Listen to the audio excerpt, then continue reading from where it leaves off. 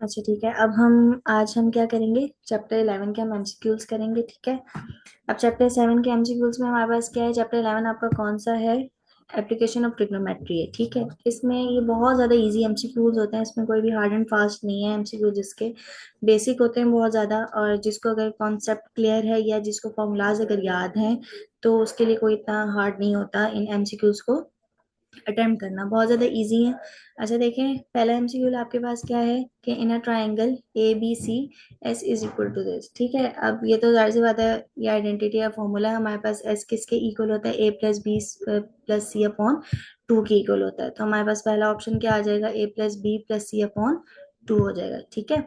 उसके बाद नेक्स्ट आपके पास क्या है, the circumradius R is equal to, जो सर्कम रेडियस है आर का, कैपिटल आर, ठीक है, कैपिटल आर का, वो किसके इक्वल होता है, A B C upon four del के इक्वल होता है। ये भी आपके पास सर्कम रेडियस का फॉर्मूला है कि किसके इक्वल होता है, A B C upon four del के इक्वल होता है। उसके बाद नेक्स्ट आपके पास क्या है कि in any triangle A B C area of triangle is, अब कि कोई भी आपके पास ट्राइंगल है, ठीक है, ए बी सी, उसका जो एरिया है वो आपको निकालना है। ठीक है। तो इसका आंसर क्या होगा, हमारे पास one upon two A B sine gamma. अच्छा, अब मैंने साइन गैमा ही क्यों लिया, यहाँ पे बाकी भी थे हमारे पास, अल्फा था, बीटा था।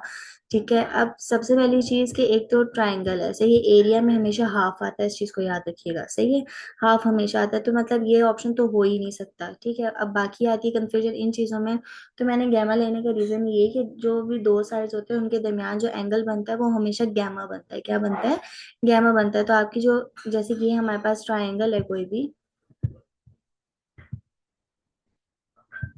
ठीक है, सही है, मैंने उसको नाम दे दिया, ए दे दिया, सही है, बी दे दिया, और वैसे ये थ्योरी है, सबने पढ़ी होगी, बेसिक है। ठीक है।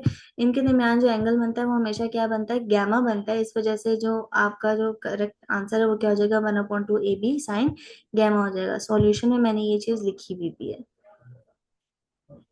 सॉरी, ये, ठीक है, ये मैंने हिंट लिखा है कि दो साइड्स के दरमियान वाला एंगल हम गैमा यूज होता है हमेशा। ठीक है। उसके बाद नेक्स्ट एमसीक्यू आपके पास क्या है कि ना triangle ABC then sine alpha upon two, alpha upon two की वैल्यू क्या होती है। अच्छा, इस चीज को याद रखना, एक छोटा सा हिंट या ट्रिक, आप इस चीज को याद रख सकते हैं कि आपके पास एंगल जो भी यहाँ पे गिवन होगा ना अल्फा, ठीक है, तो उसकी जो साइड है वो वहां मौजूद नहीं होगी। जैसे हम, अब देखो यहाँ पे हमारे पास क्या है, बी और सी है, ए नहीं है, अल्फा है तो उसकी साइड ए नहीं होगी, बस इस चीज को याद रखें। ठीक है। अल्फा को छोड़ के जो बाकी चीजें, जो दो साइड्स हैं, वो इसमें यूज होंगी। अगर यहाँ पे मेरे पास कभी आ जाए बीटा पॉइंट टू, अगर आपसे एग्जाम में पूछ लिया जाता है कि बीटा पॉइंट टू की आप वैल्यू बताएं, ठीक है, बीटा पॉइंट टू किसके इक्वल होगा, तो यहाँ पे आप बीटा को, मतलब बी को छोड़ दोगे और यहाँ पे क्या आ जाएगा, एस माइनस ए आ जाएगा, एस माइनस सी अपॉन ए सी हो जाएगा। ठीक है। जो यहाँ पे एंगल होगा उसकी आपने साइड वन नहीं लिखनी। अब साइड की जहां तक बात आती है तो ये चीज एक बेसिक है कि ऊपर मैं थोड़ा सा लिखवा देती हूँ, सॉल्यूशन में मिक्स हो जाएगा सबको, कि ये चीज आप लोगों ने थ्योरी में भी पढ़ी होगी कि अल्फा के लिए, अल्फा की जो साइड होती है वो क्या होती है, ए साइड होती है। ठीक है। ए साइड पे हमेशा अल्फा बनता है, बी साइड पे हमेशा बीटा बनता है, सही है, बी साइड होती है, और जो गैमा होता है वो हमेशा किस पे बनता है, सी साइड पे बनता है। ठीक है। तो ये अल्फा की जो साइड है वो साइड ए होती है, बीटा की साइड बी होती है, गैमा की साइड सी होती है। तो अब यहाँ पे मेरे पास अल्फा अपॉन टू है, तो अब आप यहाँ पे देख लो, अल्फा को हटा दो, मतलब ये नहीं होगा, ए का कोई काम नहीं होगा, बाकी जो दो साइड्स उनका काम होगा। तो करेक्ट ऑप्शन आपके पास क्या हो जाएगा, S minus B S minus C हो जाएगा। ठीक है। अब उसके बाद, अच्छा यहाँ तक सबको कोई क्लियर है, कोई कंफ्यूजन तो नहीं है किसी को। ठीक है, तो हम उसका रेट कर दें सब स्टूडेंट्स, अगर क्लियर है तो, ताकि फिर मैं आगे कंटिन्यू करूँ। अयान अथर क्लियर है, आइकॉन क्लियर है, ठीक है, सही है। अब आगे चलते हैं, कंटिन्यू करते हैं हम। अच्छा, अब ये चीज कॉन्सेप्ट क्लियर हो गया। ठीक है, कि कोई भी अगर आपके पास एमसीक्यू लाता है, बीटा बॉन्ड टू आएगा तो आपको क्या करना है, गैमा बॉन्ड टू आएगा तो आपको क्या करना है। उसके बाद फिफ्थ एमसीक्यू आपके पास क्या है कि triangle A B C, if A is equal to this, B is equal to this, C is equal to this, two S की आपको वैल्यू बतानी है। ठीक है। तो आपको साइड्स गिवन है, ठीक है, और आपको क्या निकालना है, 2s निकालना है। आपने स्टैंडर्ड फॉर्मूला आपको आपने पढ़ा हुआ है, आपको याद है क्या होता है आपके पास, s is equal to a plus B plus C upon two, ये रहा। ये जब टू इधर जाके डिवाइड हो जाएगा उसके साथ, तो आपके पास क्या बन जाएगा, a plus B plus C. Side आपके पास गिवन है, a की वैल्यू पुट करेंगे, b की, c की वैल्यू पुट करेंगे, आंसर आ जाएगा आपके पास 2s का। तो इसका आंसर जो हमारे पास आएगा वो क्या आ जाएगा, 9 आ जाएगा। पहले मैं मार्क कर देती हूँ, उसके बाद आपको सोल्यूशन भी दिखा देती हूँ।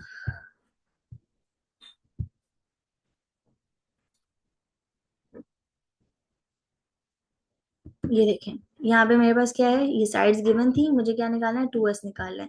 मैंने बेसिक स्टैंडर्ड फॉर्मूला इसका यूज किया, S is equal to a plus B plus C upon two. ये टू इधर डिवाइड हो रहा था तो जाके क्या हो जाएगा, मल्टीप्लाई। अब आपको देखो क्या रिक्वायर्ड आपसे क्या मांगा हुआ है, आप क्या रिक्वायर्ड है आपका, 2s निकालना है। 2s आ गया is equal to a plus B plus C. यहाँ पे जो आपके पास वैल्यू गिवन थी, a की, b की, c की वैल्यू पुट की, आपके पास आंसर क्या आ गया, 2s इज इक्वल टू 9। तो इसका जो आंसर है वो क्या आ जाएगा, 9 आ जाएगा, ठीक है।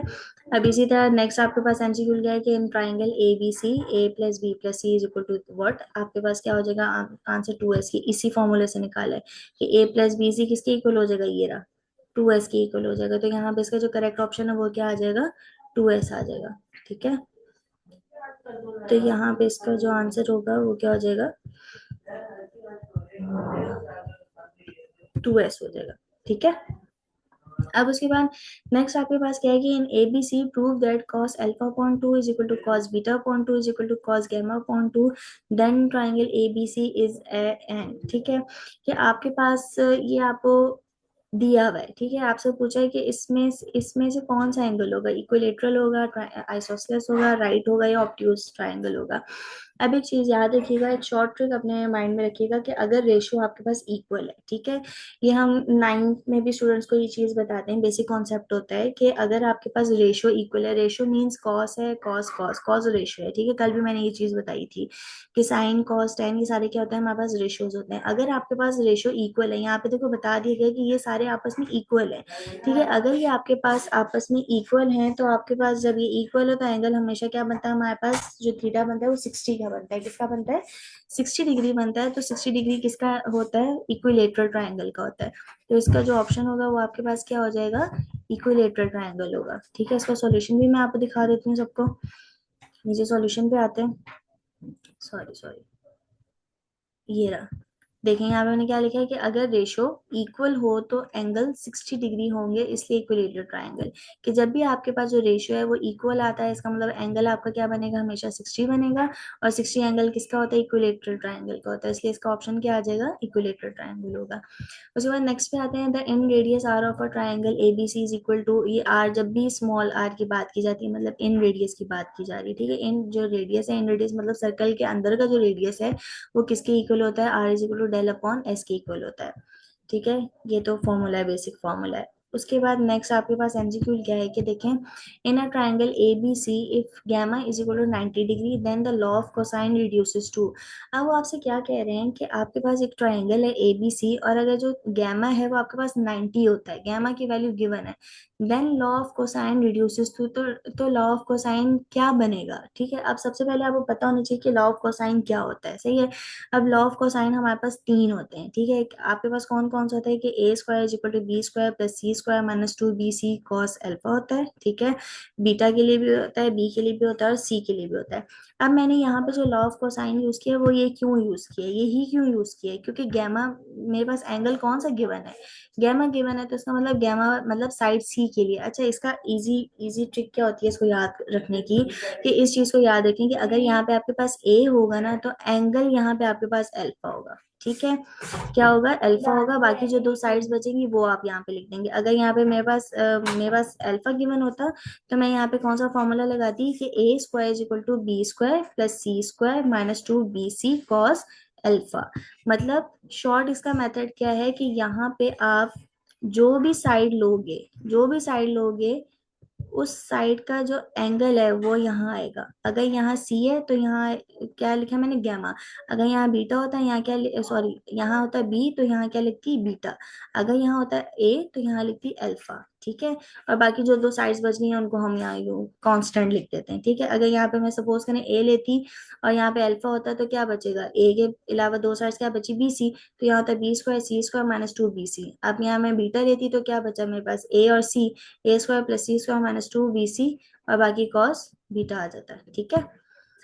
ये हो गया कॉन्सेप्ट कि लॉ ऑफ कोसाइन तीन कैसे याद रखना है, सही है। अब उसके बाद मेरे पास देखो क्या गिवन था, गैमा की वैल्यू मेरे पास गिवन थी, गैमा मैंने वैल्यू यहाँ रखी, गैमा की जगह क्या रखा 90, कॉस 90 मेरे पास क्या होता है 0।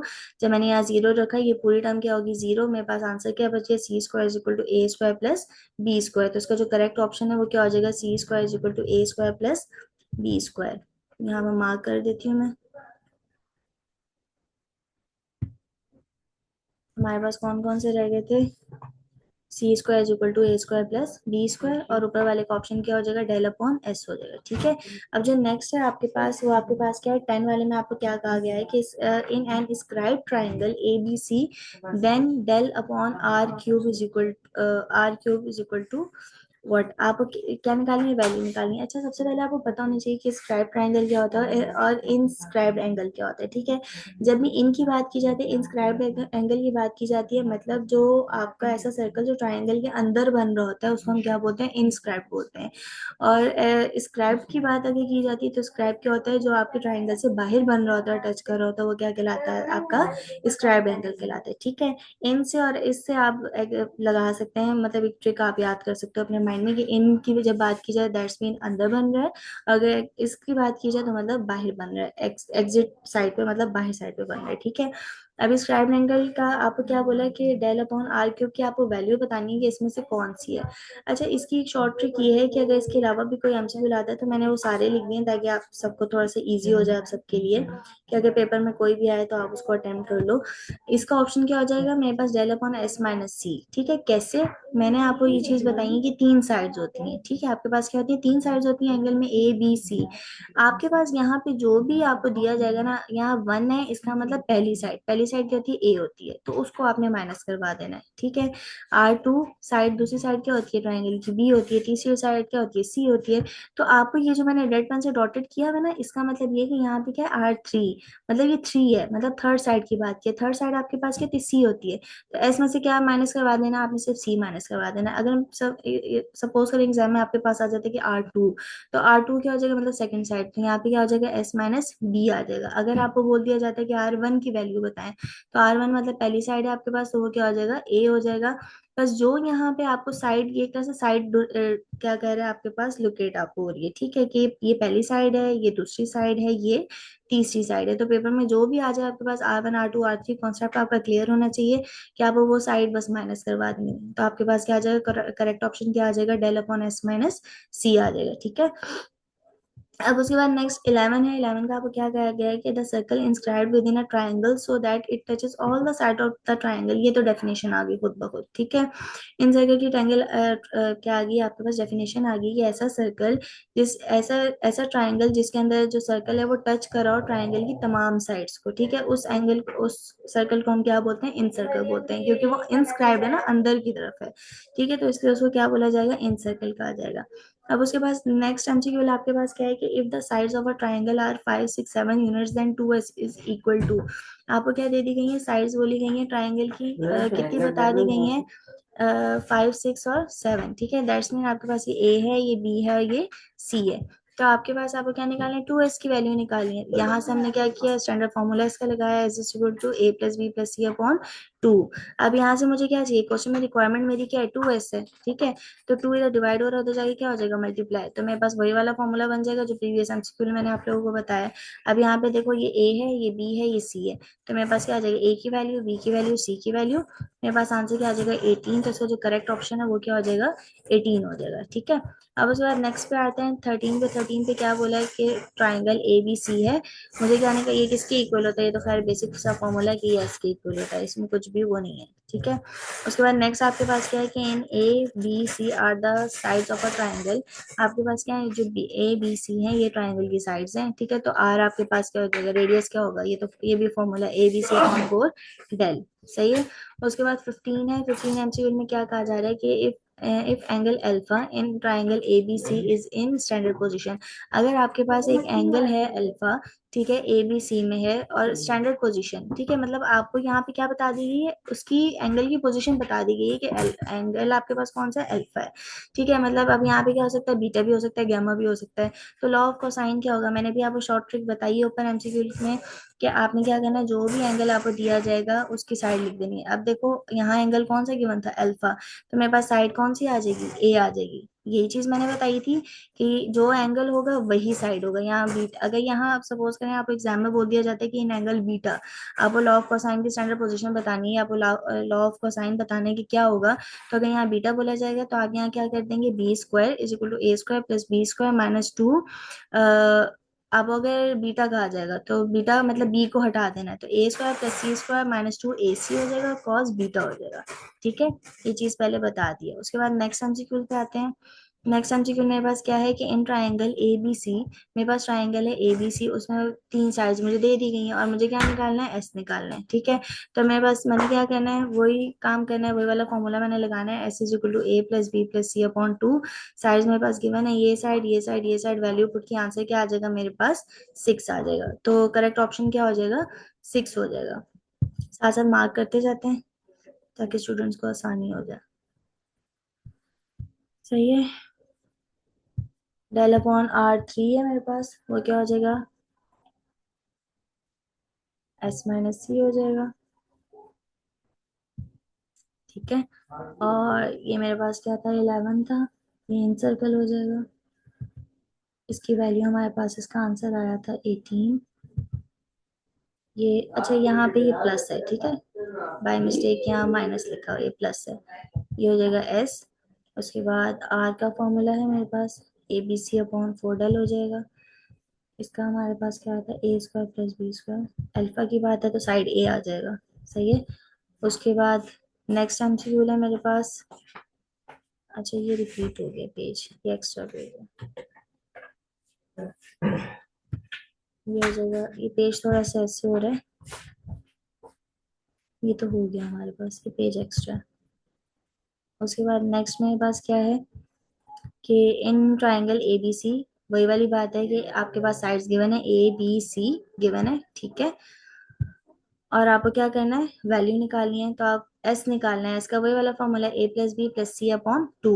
जब वैल्यूज पुट करेंगे तो आंसर आ जाएगा आपके पास सिक्स। तो इसका जो आंसर है वो क्या आ जाएगा, सिक्स। मैं एक दफा मार्क कर देती हूँ, फिर नीचे जाके एक्सप्लेन कर दूंगी। ठीक है, यहाँ पे आ जाएगा हमारे पास बी स्क्वायर, और मेरे पास क्या आ जाएगा, डेल अपॉन एस आ जाएगा। ये मार्क हो गया। अब मैं आपको सॉल्यूशन दिखा देती हूँ एक दफा सबको।